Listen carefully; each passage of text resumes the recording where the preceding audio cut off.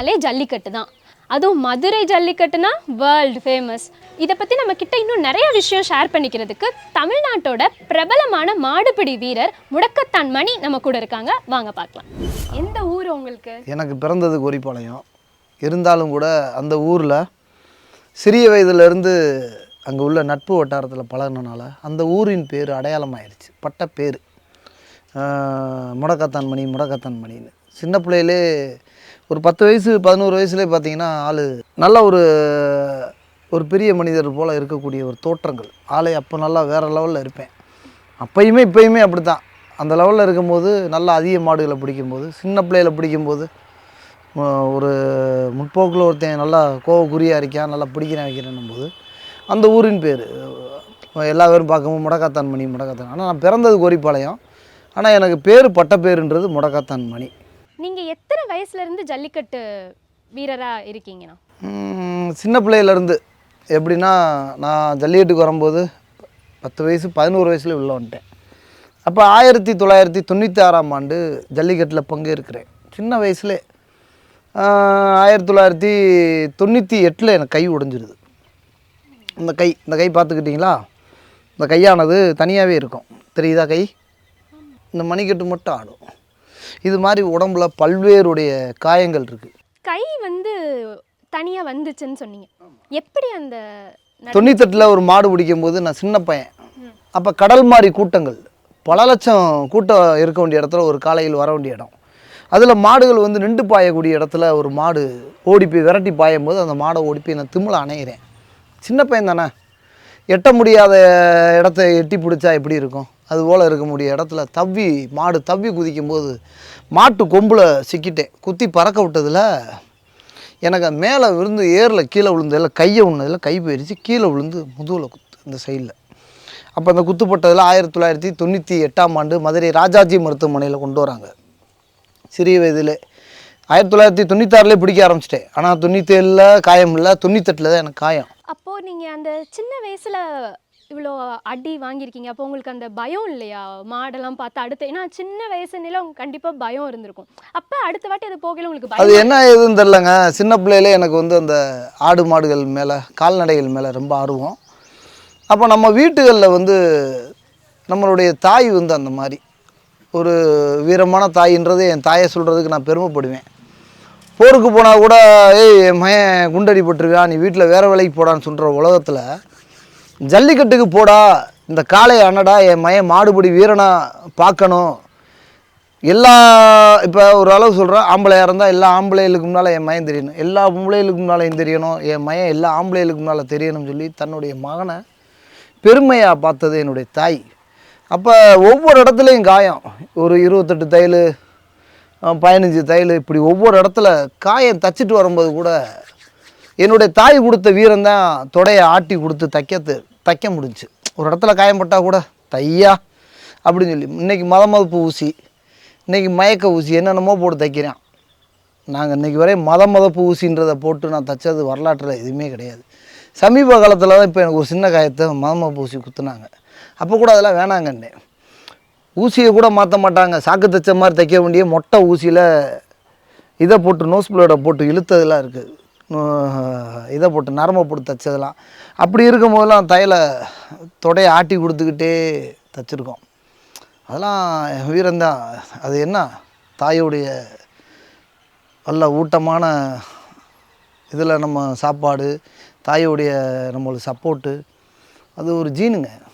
இப்போது மயக்க ஊசியே இல்லாமல் தான் தையெல்லாம் போட்டாங்கன்னு சொல்கிறீங்க. எனக்கு அது கேட்கலே ரொம்ப இதாக இருக்குது. நீங்கள் எப்படி அதெல்லாம் இது பண்ணீங்க? அதான் இதெல்லாம் சொல்கிறேன்ல, இதெல்லாம் ஒரு ஜீனு. எந்த இதுவுமே ஒரு வீரியம் நின்று செய்கிறதுக்கான ஒரு ஜீனு எல்லாத்துக்கும் அது வந்துடாது. இப்போ சொல்கிறாங்களே, ஒரு தாய் குத்துற மாடா திருப்பி குத்தி பிடிச்சிட்டு வாடான்னு சொன்னது என்னுடைய தாய். அந்த விஷயத்தில் சொல்லிக்கிருவேன். சில பேர்லாம் வீட்டுக்கு போகாத, போருக்கு போகாதரா, ஜல்லிக்கட்டுக்கு போகாதரா, கையெடுத்து கும்புறடா மானே, உன்னை மானாக பார்க்கணும்டானே. எங்கள் அம்மா என்னை மயனாக பார்க்குறது காட்டி ஒரு வீரனாக பார்க்குறது தான் என்னுடைய தாய். அதனால் அந்த தாயெல்லாம் இன்றைக்கி இறந்துட்டாங்க. இன்றைக்கி நான் உலகளாவிய அன்றைக்கி பேர் வாங்க வேண்டிய இடத்துல அந்த தாய் இல்லாமல் போயிட்டாங்க. அப்போ நம்ம ரொம்ப வருத்தப்படுறேன். அது இதெல்லாம் வீட்டில் கொடுக்க சப்போர்ட்டுங்க. அண்ணன், தம்பி, தங்கச்சி. என்னுடைய தங்கச்சி முழுமையாக சப்போர்ட் பண்ணுறாங்க. அதுக்கடுத்து இப்போ என்னுடைய மனைவியார் சப்போர்ட் பண்ணுறாங்க. அதுக்கடுத்து எங்கள் அப்பா, எங்கள் ஃபேமிலி, டோட்டல் ஃபேமிலி எனக்கு இன்றைக்கி அளவு இவ்வளோ களத்தில் நின்று வீரியமாக செயல்படுற காரணம் என்னுடைய பேக்ரவுண்டு, என்னுடைய ஃபேமிலி, என்னுடைய பிறந்த ஜீன் எல்லாத்துக்கும் ஒரு இது வந்துடாது. திடீர்னு ஒருத்தன் ஜல்லிக்கட்டில் இவ்வளோ முற்போக்காக விளாட்றாங்க. காரணம் என்னென்னா முன்னோர்கள் செய்த சாதனை. ஒவ்வொருத்தவங்க அடுத்தடுத்து வருவாங்க. அப்போ இது வந்து தலைமுறையாக நீங்கள் வந்து ஜல்லிக்கட்டுன்ற ஆமாம், என்னுடைய தாத்தா காலத்தில் மாடு பிடிச்சது. தாத்தானா எங்கள் எங்கள் எங்கள் அம்மா பெற்ற தாத்தா. இப்போ எங்கள் அப்பா மாடு பிடிக்கலை, இப்போ நான் பிடிக்கிறேன். சில பேர்த்துக்கு எல்லாத்துக்குமே இது போயிடாது. கேரம் போர்டு விளாட போயிடுவேன், கிரிக்கெட் விளாட போயிடுவேன். ஆனால் நம்ம மட்டும்தான் கர்ணம் தப்புன மரண விளையாட்டில் பங்கேற்கிறவங்க. நம்ம மட்டும் இல்லை, ஏராளமான பேர்லாம் இருக்காங்க. இருந்தாலும் இந்த விளையாட்டில் அதிகம் அது. இப்போ 26 வருடத்தை கடந்திருக்கேன்னா பெரிய விஷயம் இல்லையா? 4 வருஷம் 5 வருஷம் ஒவ்வொரு இடத்துலையும் கர்ணம் தப்புனா மரணம். ஒரு செகண்டு ஒரு மாடு கிராஸ் ஆனால் அவனுக்கு உயிர் நிச்சயமே கிடையாது. அப்போ அந்த மாதிரி பல மரணத்துக்கு முன்னால் விளாண்டு இன்றைக்கி நிற்கிறோம்னா, உயிரோடு நிற்கிறோம்னா தாய்கள் கொடுத்த, கடவுள் கொடுத்தது போதும், தாய்களுடைய ஆசீர்வாதம் கொடுத்தது தான் இன்றைக்கி இப்படி உட்காந்து பேசுகிறோம் உங்கள் முன்னால். இது வரைக்கும் எவ்வளோ தையல் நீங்கள் போட்டிருக்கீங்க? 128 தையலுக்கு மேலே போட்டிருக்கேன். 128 தையலுக்கு மேலே போட்டிருக்கேன். இப்போ ஊடால சமீபத்தில் ஒரு 8 தையல் 9 தையல் டிச்சிங் போட்டேன். இப்போ அதுக்கடுத்து இந்த கை மணிக்கட்டு தெரியுதா? இந்த கை தெரியுதா? இந்த கைக்கு இந்த கைக்கு வித்தியாசம் தெரியும். அப்போ இந்த கை போயிடுச்சு. அப்போ இந்த இடத்துல வரிச்செலும்பில் பார்த்தீங்கன்னா எனக்கு மாடு குத்தி வரிச்செலும்பு உடையலை. ஒரு ஸ்கேட்டிங், ஒரு மாடு பிடிச்சி ஒரு அதிக ஸ்பீடாக போகும்போது அந்த மாட்டிலேருந்து விலகும்போது அந்த ஜல்லிக்கட்டில் இப்போ போட்டிருக்க தேங்காய் மஞ்சு, அந்த மஞ்சுக்குள்ளே இருக்கக்கூடிய ஒன்றாங்கலம், அந்த களத்தில் ஒன்றாங்கலத்தில் இருக்கும்போது ஒரு கல் குத்தி ஒரு எலும்பு உள்ளே போயிடுச்சு. இந்த இந்த வரிச்செலும்பு மாதிரி இந்த எலும்பு பார்த்திங்கன்னா இப்படி ஆயிடுச்சு. அந்த எலும்பு அப்படியே தான் இருக்குது, கேர் பண்ணலை. அது ஒன்றும் எனக்கு ஒன்றும் அப்படி ஒன்றும் வழியாக தெரியலை. இப்போ இந்த எலும்புக்கும் இப்போ இந்த எலும்பு இங்கே இருக்குது, இப்படி கை வச்சா போகுமா? இப்போ இந்த எலும்பு இப்போ இருக்குது, கை உள்ளே வச்சா போதா? கை போதா? பார்த்தீங்களா? இப்போ இந்த கையில் போகாது, இது வித்தியாசம் இருக்குது. அது போக உடம்புல ஏராளமான தையல், சொல்ல முடியாத இடத்தெல்லாம் காயங்கள். எனக்கு ஒரே ஒரு காயம் என்னுடைய வாழ்வியில் வந்து மறக்க முடியாதது. 15 வருஷம் இருக்கும். 15 வருஷத்துக்குள்ளே அவனியாபுரம் ஜல்லிக்கட்டில் தவறாம்புன்ற ஒரு கம்மாய் ஜல்லிக்கட்டில் அந்த மாட்டுக்கார பேரை சொல்லலாம். நம்ம பிடிச்சிருக்கிறது ஒரு திறமையான மாடை தான் பிடிச்சிருக்கோம். என்ன கடை பிரபு மாடுன்னு சொல்லி காட்டூர் மாடு. அந்த காட்டூர் மாடு என்ன கடை பிரபுன்ற ஒரு வாங்கிட்டு வர்றாரு. அந்த காளையை தான் நான் பிடிச்சேன். பிடிச்சி அந்த மாடை கொடியை தாண்டி இறங்கும் போது அந்த மாடு என்னை விட்ட மாடு ஆள் இல்லாத பொட்டலில் என்னை திருப்பி விரட்டி வந்துடுது. விரட்டி வந்தேனே என்னை தாக்கிடுது. அப்போ நான் ஓட மாட்டேன். எந்த மாடாக இருந்தாலும் மாட்டை கண்டு ஓடவே மாட்டேன். மாட்டை கண்டு நெளிவு சுழிவாக தான் வளைவனை தவிர ஒரு மாடை பார்த்துட்டு ஓடுனா பேக் சைடில் பாஞ்சிடும். அப்போ அந்த கை வச்சு நம்ம விலகக்கூடிய அந்த கை தான், அந்த ஃபோக்கஸ் தான். இந்த கையிலே வச்சு கை மூமெண்ட்லேயே விலகி போயிடும். அந்த மூமெண்ட்டில் கையை வச்சு விலகி பார்த்தேன், ஒரு மெயினான இடத்துல பாஞ்சிருச்சு. நீங்கள் லேடிஸாக இருக்கீங்கள, ஒன்றும் இல்லை, சும்மா உங்கள் தங்கச்சி மாதிரி நினச்சிட்டு நீங்கள் சொல்லுங்கள். அது இல்லை, அது நம்மளுடைய கனாத்தரத்தில் ஒரு மெயினான இடத்துல ரத்த குழாய் போகிற இடம். அந்த இடத்துல மாடு குத்திடுச்சு. அப்போ குத்தும்போது அடிவப்பில் ரத்தம் வந்து அப்படி வரும். தண்ணி பீச்சிக்கிட்டு போன மாதிரி ரத்தம் பீச்சிக்கிட்டு போகுது. என்னால் நிற்க முடியல. அப்போ என்னை தூக்கிட்டு வர்றாங்க, ப்ரைஸ் வாங்கணும். அப்போ நான் என்ன சொல்கிறேன், காயத்தை கூட பொருட்படுத்தலை, நான் பிடிச்ச ப்ரைஸை வாங்கணும்டா அப்படின்னு சொல்லி என்னை தூக்குங்கன்னா தூக்கிட்டு, என் வாழ்நாளில் யாரையும் வரலாற்றில் யாரையும் பிடிச்சி ஓட முடியலை, என்னை தூக்கூடாதுன்னு சொன்ன வரலாறு கிடையாது. எந்திரிச்சு ஓடி வருவேன். எவ்வளோ காயமாக இருந்தாலும், தொடை கிழிஞ்சு வந்தாலும் எந்திரிச்சு ஓடத்தான் செய்வேனே தவிர ஓடி ப்ரைஸ் வாங்க வருவேன். அன்றைக்கி ஒரு நாள் சூழ்நிலைனால எந்திரிக்க முடியலை. அப்போ சாயந்தர நேரம் மழை கிளைமேட்டு வந்து அப்படி பின்னு தூருது. அந்த நேரத்தில் ரத்தம் அரெஸ்ட் ஆகலை. குளிர்ந்த நேரத்தில் ரத்தம் ரொம்ப ஸ்ப்ரிட்டாக ஆரம்பிச்சிருச்சு. அப்போ அந்த ப்ரைஸு வாங்கிட்டு எனக்கு கொடுத்த லுங்கி கொடுத்தவருக்கு பாவம் யாருன்னே தெரில, பிளட்டு வருதுன்னு என்னுடைய ஜீன் போட்டிருப்பேன். அப்போ ஜீனை கழட்டி போட்டு அந்த லுங்கியை கட்டினவருக்கு ஒரு வெள்ளிக்காசும் அதில் இருக்கக்கூடிய எக்ஸ்ட்ரா ஒரு 2 ப்ரைஸ் அவர் கொடுத்துட்டு வச்சுக்குங்க பிரதர்ன்னு சொல்லி அதில் போட்டிருக்க மிக்சியெல்லாம் வாங்கிட்டு போய், அப்போ அந்த அப்போ ஆஸ்பத்திரியில் மருத்துவம் இல்லை, ஒரு கமௌண்டர் தான் பார்க்குறாரு அப்படின்னு ரத்தத்தை அந்த இடத்துல அமுக்குறாரு. ரத்தம் ஆடறுத்தா ரத்தம் உறைஞ்சா எப்படி இருக்கும் அந்த இதில், அது மாதிரி ரத்த கட்டி வெளியே வருது. அப்போ எல்லோரும் பார்த்து, என்ன தம்பி பயம் இல்லாமல் உட்காந்துருக்கீங்க, உங்களுக்கு பயம் இல்லை? என்னையா பயம், உயிர் இருக்குல்ல? அப்போ நான் பார்த்துக்கிறேன் அப்படின்னே அவர் தைக்கிறார். அப்போ அந்த இடத்துல தைக்கும்போது காணாத்தரம் இந்த இருக்குல்லண்ணா இங்கனுக்குள்ளே இந்த கேப்பில் அந்த மாதிரி ஒரு மெயினான இடத்துல இல்லாமல் அது தள்ளி அவுட்ரு பிளேஸில் பாஞ்சிருது. அப்போ அந்த இடத்துல தைக்கிறாங்க. தச்சோன்னே ஆம்புலன்ஸ் வசதியில் யாருமே இல்லை. ஒரு பஸ்ஸில் ஏறி அவனியாபுரம் ரிங் ரோட்லேருந்து கீழவாசல் தெக்குவாசலில் வந்து இறங்குறேன். அப்போ ஒரு பிஆர்சி பஸ்ஸில் பிடிச்சிட்டு வந்துக்கிறீங்க. என்னுடைய பிடியும் என்னுடைய மனதில் மட்டும்தான் உறுதி இருக்குது. தெம்பு கண்ணில் ஃப்ளாஷு டோட்டல் தெரியலை, எதுவுமே தெரியலை. சுயநலவு இருக்குது, நம்ம பொழைச்சிக்கிறோம்டான். ஆனால் அந்த இடத்துல நிற்கும் போது பார்த்தீங்கன்னா லுங்கி கட்டி நிற்கிறேன். இந்த இடத்துல இவ்வளோ ரத்தம் நிற்கிது. அந்த அந்த பஸ்ஸே ஓடுறாங்க. அந்த ரத்தத்தை பார்த்தோன்னே இருந்து பயந்து ஓடனவே 2 பேர் என்னை காப்பாற்றணுன்றவே 10 பேர். அந்த சூழ்நிலையில் அப்படியே இருந்து லட்சுமி நாராயணன் டாக்டர்கிட்ட போய் 3 மணி நேரம் ஆச்சு ரத்தத்தை நிப்பாட்டுறதுக்கு. என்னை ரத்தத்தை போராடி நிப்பாட்டி அப்படியே மருத்துவம் முடிஞ்சு வீட்டுக்கு போனேன். அப்படியுமே இருந்து என்னுடைய தாய் குத்துன மாடை திருப்பி போகிறான்னாங்க. அந்த மாட்டுக்காரங்களே சொல்லிட்டாங்க, தம்பி வேணாம், ஒரு டீ பிடிச்சிங்க அப்படின்னு. ஒரு மாட்டுக்கு ஒரு சூடு தானே, அதில் நம்ம மாடை திருப்பி பிடிக்க மாட்டோம், விடுங்க தம்பி அப்படின்னு சொன்னோம். அப்புறம் வேறு மாடு பிடிக்க ஆரம்பிச்சிட்டேன். 1998 நீங்கள் வந்து இந்த மாதிரி காலையெல்லாம் அடக்கியிருக்கீங்க. அப்போ இருந்த ஜல்லிக்கட்டுக்கும் இப்போ இருக்கிற ஜல்லிக்கட்டுக்கும் என்னென்ன வித்தியாசம்? கடல் பார்த்துருக்கீங்களா? கடல் தண்ணி எப்படி இருக்கும்? கடல் தண்ணி ஏகத்துக்கு பரவலாக இருக்கும். அது மாதிரி மனிதனுடைய தலையை பார்த்துருக்கீங்களா? அந்த ஜல்லிக்கட்டில் தான் பார்க்க முடியும். பல லட்சம், இன்றைக்கி 5000 பேர் 6000 பேர் கூடுற ஜல்லிக்கட்டு பல லட்சம் கூட்டத்தில் ஏகத்துக்கு தலையை தான் பார்க்க முடியும். ஒரு மாடு வர்றதை அந்த கேப்பை தான் பார்க்க முடியும். ஒரு மாடு வருதுன்னா டைப்பில் மனிதர் இப்படி விலகிறத பார்க்க முடியும். அந்த கூட்டத்தில் மாடு பிடிச்சி அன்னைக்கு அந்த வண்டிக்குள்ளே 19 பேரில் 2 பேர் டெத்து. ஆம்புலன்ஸ் வசதி இல்லை, பழைய டெம்போ வேன், அந்த மெட்டடோர் வேனு. அப்போ எனக்கு கை ஒடிஞ்சு மெட்டடோர் வேனில் தொங்கி இருக்கேன். அப்போ ஒருத்தர் சஃபாரி போட்டு உட்காந்துருக்காரு. அவருக்கெல்லாம் குடல் வெளியே வந்து காடா துணியை போட்டு சுற்றி வச்சுருக்காங்க. அப்போ நான் சின்ன பையன், அப்போயே போல்டாக நிற்கிறேன். எனக்கு கீழே 2 டெத்து கிடக்கு. 2 டெத்து பொத்தி போட்டு வச்சுருக்காங்க. அதில் ஏகப்பட்ட பேர்த்து கை உடஞ்சி மண்டை உடஞ்சி. அப்படியே நான் மனசை தெம்ப விடாமல் வண்டிக்கு பின்னால் வர்ற அந்த டோரை அந்த இதை பிடிச்சிக்கிட்டே அந்த பின்னால் வர்ற வண்டிகளை பார்த்துட்டு வரேன். என்னடா ரோடு வேறு மாதிரி போகுது, ஊர் வேறு பக்கம் கொண்டு போகிறாங்க. நாங்கள் போகிறது எங்கள் ஊர்லேருந்து ஒத்தையடி ரோடு குளமலை ரோட்டில் போனோம். இப்போனே நிறையா பேருக்கு உங்கள் கூட இருந்தவங்களுக்கெல்லாம் காயம் பட்டிருக்கும், இல்லை நிறையா பேர் உயிரிழந்திருப்பாங்க முன்னாடியே கேட்ட மாதிரி. இதில் ஆனால் உங்களுக்கு வாழ்க்கையிலேயே இதை நான் மறக்கவே மாட்டேன் அப்படின்னு சொல்கிற மாதிரி ஏதாவது நடந்திருக்கா? உண்மைதாங்க. ஒரு 2 உயிர் போயிருக்கு. பிரமிச்சேரின்ற ஒரு ஊரில் அந்த பக்கத்து ஊர் இந்த ஒரு ஏதோ ஒரு அரசன் ஒரு மாடோ ஏதோ ஒரு ஊர் மாடு கீழே படுத்திருக்கும் போது அந்த ஊர் அந்த ஊர் பிரமிச்சேரி பக்கத்தில் இருக்கக்கூடிய ஒரு ஊருக்காரவங்க ஒருத்தவர் அப்போ ஓப்பன் வேடிக்கை. அப்போ ஒருத்தவர் வந்து கீழே படுத்திருக்கும் போது ஓடி போய் சங்கில் குத்திருச்சு.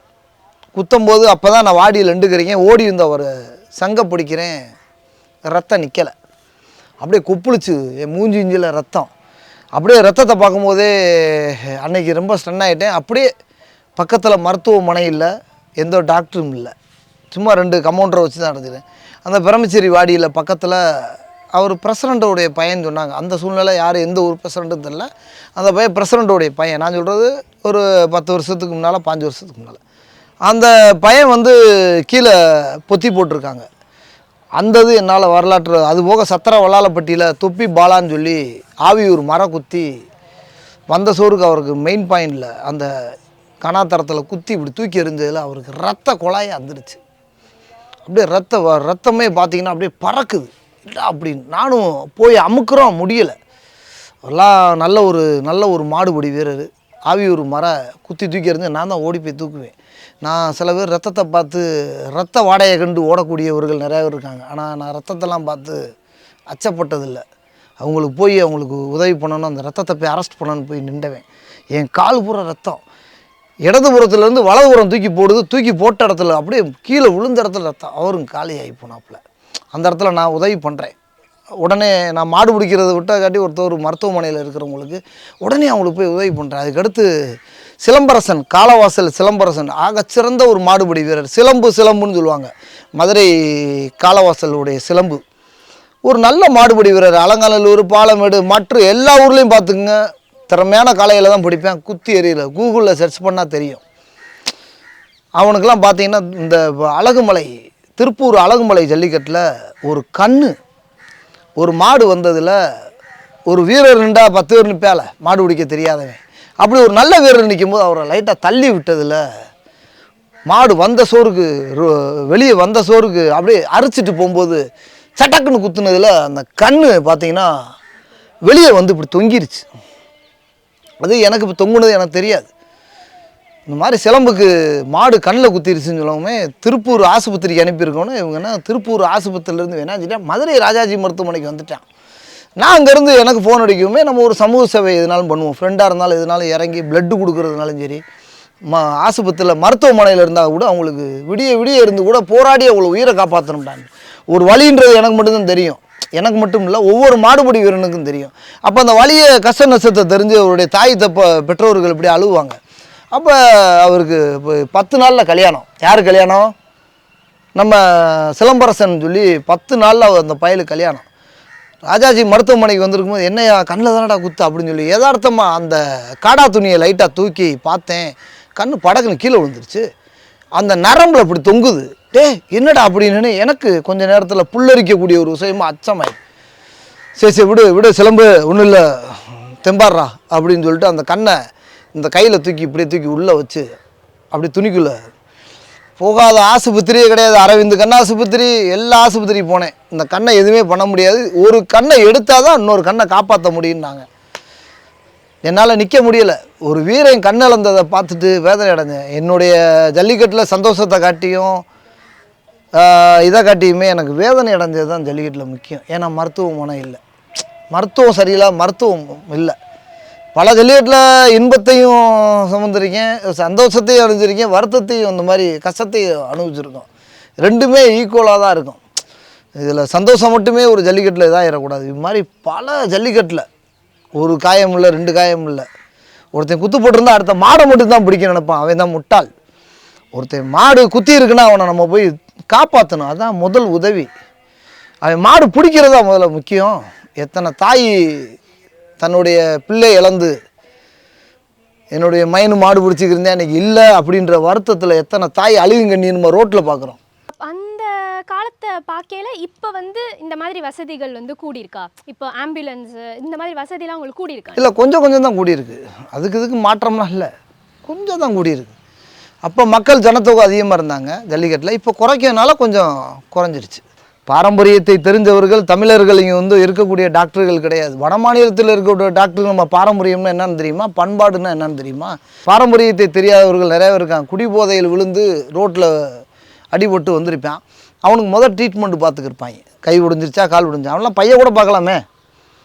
பங்கேற்க ஒரு பாரம்பரியத்தில் பங்கேற்கக்கூடிய வீரனுக்கு தீவிர சிகிச்சை பார்க்கலாம். அதுபோக இப்போ கூட ட்ரீட்மெண்ட் பார்க்குறாங்க. அங்கேருந்து 1/2 கிலோமீட்டர் தூக்கிட்டு போகிறாங்க. 1/2 கிலோமீட்டருக்குள்ளே ஒரு மனிதனுக்கு உயிர் எப்படி வேணாலும் போயிடலாம். ஆனால் விஐபி நிற்க வேண்டிய இடத்துல அழகாக ஒரு எமர்ஜென்சி ஒரு ஆப்ரேஷன் தேட்டர் போடலாம். அந்த வீரர் காயம்பட்டால் ஒரு செகண்ட் நிமிஷத்தில் வீரனுடைய உயிரை காப்பாற்றலாம். இப்போ அந்த மாதிரிலாம் இல்லை. இங்கேருந்து ட்ராலியில் தொங்கு ஓட வேண்டியதான். அதுக்குள்ளே உயிர் போனால் போனது தான், காயம் போனால் போனது தான். வீரர்களுக்கு இன்னமும் எங்களுக்கான இது வந்து இதே இல்லை. இந்த ஜல்லிக்கட்டில் எல்லா வெற்றியும் வாங்கிட்டேன். ஸ்டாலின்கிட்ட 1 பவுன் வாங்கிட்டேன், அன்னை உதயநிதிட்ட 1 பவுன் வாங்கிட்டேன். போன திமுக ஆட்சி, இந்த 10 வருடத்துக்கு முன்னால் இருந்த போன திமுக ஆட்சியில் அழகிரியன்ட்ட 1 பவுன் வாங்கிட்டேன். இல்லை யாராவது ஒருத்தவங்க ரொம்ப நெருக்கமானவங்களை நீங்கள் இழந்திருக்கீங்களா? உங்களுக்கு அந்த வலி எப்படி இருந்துச்சு? அப்பா இதுக்கு மேலே நமக்கு இது வேணான்னு தோணியிருக்கா? இல்லை அடுத்து உங்களுக்குன்னு உங்கள் பையனெல்லாம் நீங்கள் விளையாட விடுவீங்களா ஜல்லிக்கட்டில்? நல்லா புரிஞ்சுங்க, நான் இழந்தது வந்து என்னுடைய தாயை இழந்தது தான் நான் வேதனைப்படுறேன். என்னுடைய தாய் கடவுளுக்கு மேலே, கடவுளுக்கெல்லாம் மேலே என்னுடைய தாய் இழந்தது தான் நான் ஒரு கையில். இல்லைன்னா நான் 10,000 மாடை பிடிச்சிருப்பேன். எங்கள் அம்மா இல்லாத ஒன்று தான். எங்கள் அம்மா இருந்துச்சுன்னா. இல்லை நான் என்ன கேட்குறேன்னா, ஜல்லிக்கட்டில் உங்கள் நெருங்கிய நண்பர்கள் யாரையாவது நீங்கள் வந்து இழந்திருக்கீங்களா? அந்த வலி உங்களை எப்படி இருந்துச்சு? உண்மைதான். நிறையா பேர்த்த சொல்ல போனால் எண்ணி சொல்லிக்கிட்டே போகலாம். என்னுடைய நண்பர்களில் நிறையா பேர் இருந்தாங்க, சரியில்லாத ஒழுக்கம் இல்லாத விலகி போனனால அவங்கள இழந்திருக்கேன். ஒழுக்கம்ன்றது முதல்ல முக்கியம். ஜல்லிக்கட்டில் ஒரு ஒழுக்கம் வேணும், ஒழுங்குமுறை வேணும். அந்த ஒழுக்கம்லாம் வெளியே போயிட்டாங்க. அதுபோக எனக்கு என்ன ஒழுக்கம் என்ன என்ன ஜல்லிக்கட்டுனா இப்போ எங்களுக்கு தெரிஞ்ச வரைக்கும் ஒரு மாடை போய் நம்ம அடக்குறோம், அதுதான் எங்களுக்கு தெரியும். ஆனால் நீங்கள் ஏதோ ஒழுக்கம் அப்படின்லாம் சொல்கிறீங்க, என்ன மாதிரி இருக்கணும், எப்படி? இல்லை என்ன மாதிரி இருக்கணும்னா, ஒழுங்குமுறைன்னா இந்த சின்ன சின்ன ட்ரிங்கிங் அடிக்கிறது, சரக்கு அடித்து இப்படி கெட்டு போகிறது வந்து எனக்கு அது பிடிக்காது. சின்ன பிள்ளையிலேருந்து எனக்கு உடன்பாடு தண்ணி, போதை, சீரட்டு இந்த மாதிரி எங்களுக்கு எந்த ஒரு பழக்கம் இல்லாதனால தான் 26 வருடத்தை கடந்தேன். அதுபோக என்னுடைய அண்ணேனா என்னுடைய பாண்டித்தோரண்ணே, கண்ணந்த சங்கு, பால்பாண்டியனே, இவங்கெல்லாம் வந்து இந்த மண்ணில் இல்லாத எனக்கு இன்னமும் வேதனை அடைகிறேன். மகத்தான ஒரு மாவீரர்கள். கடவுள் வந்து நல்லவனை இருக்கவே விட மாட்டேன், சோதிப்பான். என்னையும் சோதிக்கிட்டு தான் இருக்கான். சோதித்தாலும் அந்த மனிதர்கள் இந்த மண்ணில் இல்லை. இந்த மண்ணில் இல்லாத நேரத்தில் ஒரு மனிதன் நினைக்கிறானோ அவன் தான் மனிதன். தன்னுடைய பெருமையும் தன்னுடைய இதவையும் வந்து தன்னவே பேசிக்கிட்டே இருந்தால், நம்மளுக்கு முன்னால் இருந்த அவரோடைய நான் என்ன சொல்கிறேன்னா, அவங்களே ஒரு சீனியரு, அந்த சீனியரு கூட நான் பயணிச்சிருக்கேன்னா சிறிய வயதில் எனக்கு அது பெருமை. இப்போ நீங்கள் என்கிட்ட சொன்னீங்க உங்கள் அண்ணன் இறந்துட்டாங்க, உங்கள் கூட பழகுன நிறைய பேர் இறந்தாங்கன்னு. உங்களுக்கு அந்த வலி எப்படி இருந்துச்சு? அவங்களாம் ஜல்லிக்கட்டில் தான் இறந்தாங்களா? ஐயங்கோட்டை பாண்டித்தூர் அண்ணன் சொன்னால் தமிழகத்தில் தெரியாத ஒரு மாடுபிடி வீரர் இருக்க மாட்டான். அவன் நல்ல ஒரு மாடுபிடி வீரனா, ஒரு வீரனை தெரியாத வீரர்கள் இருக்குமா. அடிப்படை முதல்ல தெரியணும், முன்னால் இருக்கக்கூடிய வீரர்கள் தெரியும். இந்த மண்ணில் நம்ம விளையாடுற காரணம் என்னென்னா, அவங்க போட்ட இரத்த சிந்திய பேர், அந்த பேரில் தான் சில பேர்லாம் பயணிக்கிறோம். இப்போ அவங்களோடைய நான் பயணிச்சிருக்கேன். 1996 சங்குனாலும் சரி, எங்கள் அண்ணன் சங்கண்ணனாலும் சரி, உரிமையில் நான் எங்கள் அண்ணன் சங்குன்னு சொல்லுவேன். அப்போ அதனால் எனக்கு பெருமையாக தான் இருக்கும். அண்ணேன்னா என்னுடைய ஜல்லிக்கட்டுடைய உறவு, நல்லா புரிஞ்சுங்க. அதுபோக இவர் பால்பாண்டியனே திண்டுக்கல்லில் மாடு பிடிக்கும்போது, ஒரு ஊரில் ஜல்லிக்கட்டில் பிடிக்கும்போது ஒரு மரியாதை கூடிய ஒரு நபர், நல்ல மனிதர், நல்ல ஒரு ஸ்கூல் வாத்தியார். இந்த மண்ணில் இவங்கெல்லாம் வந்து பார்த்திங்கன்னா, அண்ணன் அவரும் உயிரிழந்துட்டார். ஐயங்கோட்டை பாண்டித்துறை என்னெல்லாம் பார்த்தீங்கன்னா, ஜல்லிக்கட்டில் தான் நல்லா புரிஞ்சுங்க, ஜல்லிக்கட்டில் தான் உயிரிழந்தாருன்னு நீங்கள் அது நினைக்காதீங்க. சரியில்லாத மருத்துவம். ஒரு மாடு குத்தி தூக்கி எறியுதுன்னா உள்ளே ரத்தம் உறைஞ்சிரும், பல்வேறு இடத்துல ரத்தம் உறைஞ்சிரும், கடைசியில் பார்த்தா அது ஒரு பிராபத்தில் கொண்டு உயிரிழப்பாயிரும். அதுபோல் அப்படி இறந்தவர்கள் தான். அப்போ சரியான மருத்துவம் இருந்திருந்தா அவங்கள வந்து காப்பாற்றிருக்கலாம், 100% 100% காப்பாற்றிருக்கலாம். இப்போ நீங்கள் சொன்னீங்க அந்த விஐபி இருக்கிற இடத்தெல்லாம் வந்து சின்னதாக ஏதாவது இது மாதிரி ரெடி பண்ணி எமர்ஜென்சிக்கு வந்து நீங்கள் இது பண்ணிக்கலான்னு. அப்போது இதெல்லாம் நீங்கள் ஒரு கோரிக்கையாக ஏன் இன்னும் வீரர்கள்லாம் சேர்ந்து வைக்காமல் இருக்கீங்க? ஏங்க எவ்வளோ கோரிக்கை சொன்னாலும் சரிங்க, அது கேட்குற மாதிரிலாம் இல்லை. தாண்டுற ஆணவம், தாண்டுற ஒரு அதிகாரம், இது எப்படி சொல்கிறது, இவன் சொல்லி நம்ம கேட்குறதா? ஒரு வீரனுக்கு தான் ஒரு வீரனை பற்றி வழி தெரியும். அரசியல் வட்டாரத்தில் இருக்காங்கன்னா அவங்களுக்கு அரசியலை பற்றி தான் தெரியும். குறை நிறைன்றது யார்கிட்ட கேட்டால் தெரியும்? யார்கிட்ட கேட்டால் தெரியும்? உங்களை மாதிரி வீரர்கள், எங்களை மாதிரி ஆள்கிட்ட கேட்கணும். உயிர் எங்களுக்கு இந்த இடத்துல போயிருமையா, எங்களுக்கு ஒரு ஐசியூ, ஒரு எமர்ஜென்சி வார்டு, ஒரு ரெடிமேடாக ஒரு ஆப்ரேஷன் தேட்டரோ, ஒரு எமர்ஜென்சியாக ஒரு இடத்துல ரெடி பண்ணுங்கள். நீங்கள் கார் நிப்பாட்டக்கூடிய பக்கத்தில் நிப்பாட்டுறாங்களே அந்த வாடி வாசலுக்கு பக்கத்தில், அந்த இடத்துல ஒரு எமர்ஜென்சியாக ஒரு ஆப்ரேஷன் தேட்டரோ, டக்குன்னு ஒரு வீரனை அடிபடுச்சுன்னா டக்குன்னு அந்த இடத்துல உயிரை பாதுகாக்கிறது. இங்கேருந்து தூக்கி அதுக்கு நீங்கள் 400 மீட்டர் தூக்கிட்டு போகணும். 400 மீட்டருக்குள்ளே ஒரு செகண்டுக்குள்ளே ஒரு மனிதனோட உயிர் போச்சுன்னா என்ன செய்ய முடியும்? கொடுத்துருவார்களா? சரி, அந்த விழா கமிட்டி நடத்துகிறாங்களே, உயிரிழப்பாச்சுன்னா எப்படி விழா கமிட்டி கொடுப்பாங்களா? அந்த பங்கேற்கக்கூடிய அரசியல்வாதிகள் கொடுப்பாங்களா? அந்த மாவட்ட நிர்வாகம், மாவட்ட ஆட்சியாளர் கொடுப்பாரா? சொல்லுங்கள். ஒரு மனிதனுடைய உயிர், ஒரு பங்கேற்கக்கூடிய பாரம்பரியத்தில் இருக்கிறவனுடைய உயிர் உங்களுக்கு அவ்வளோ கேவலமாக இருக்குது. விரைவில் வரும் காலங்கள், நேரங்கள் வரும். அதுக்கான வந்து ஒரு பாடம் சுட்டுறதுக்கான ஒரு நபர் வருவான். கடவுள் கண்டிப்பாக இதை வந்து காற்று இப்படியே அடிக்காது, மாறி அடிச்சுன்னா சரியாக இருக்கும். வீரர்களை மட்டும் இத்தனை மாடு பிடிங்கன்னு சொல்கிறீங்க, நான் 20 மாடு பிடிங்க, 30 மாடு பிடிங்கிட்டு காளையை மட்டும் எந்த அடிப்படையில் நீங்கள் சிறந்த மாடுன்னு சொல்கிறீங்க? யார் என்ன சட்டம் வேண்டாலும் போடட்டும். தமிழ்நாட்டில் தென் மாவட்டம் மட்டும் இல்லை, தமிழகத்தில் அனைத்து இடத்துலையுமே ஜல்லி நடத்தும். சேலத்தில் ஒரு மாணவன் ட்ரெயினில் ஏறி கரண்டில் அடிபட்டு செத்தான். ஒரு நடிகருக்குள்ள அக்கறை கூட ஒரு ஜல்லிக்கட்டு நடத்துகிறவனுக்கு அக்கறை இல்லையா? ஒவ்வொரு மாடு குத்தி இருக்குன்னு தெரியுமா? அதான் என்னுடைய கோல்டு மெடல். ஒவ்வொரு குத்து 2018 அலகாநல்லூர் ஜல்லிக்கட்டை சொல்கிறேன், ஜல்லிக்கட்டு அழிஞ்சாலும் என்னுடைய குத்து அழியாது.